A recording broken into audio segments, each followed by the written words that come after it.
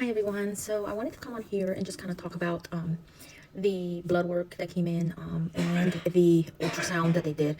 They did a diagnostic transvaginal ultrasound. So let's go to the blood work. The blood work was normal overall. The estradiol and the FSH levels were normal.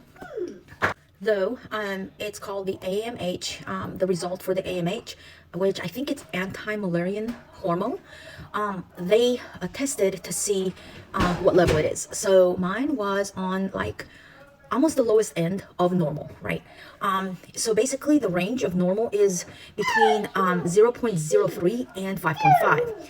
Mine was 0.17. So as you can tell, I mean, between 0.03 and 0.17 is similar. It's really close. And I mean, though it was normal, he did mention in his notes that that indicates not that I would, not be able to conceive necessarily. He said that it basically indicates in women with infertility whether or not the IVF medication will be effective.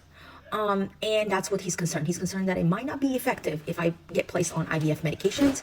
And also the oocyte yield might not be what they want it to be. Now, so let's get into detail as to what they told me about the ultrasound. The ultrasound showed that I have fibroids, which I knew I did. I have 3 of them.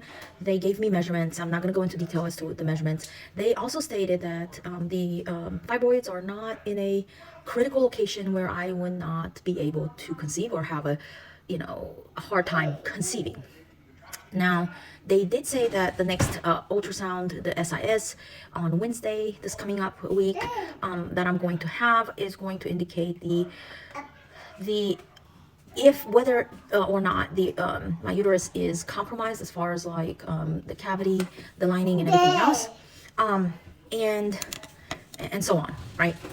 They did also state that they captured how many follicles I have, right?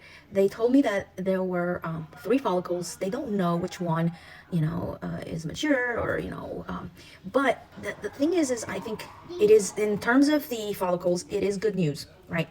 So in terms of follicles, they told me that because of my age, they don't expect it, like prior to my ultrasound, mind you, that was not, after the ultrasound. But he said, I don't expect you to have more than 1 or 2 follicles, right? And they saw 3. So that is actually, in my opinion, is good news.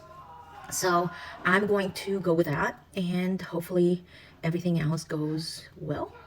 And I keep on getting good news.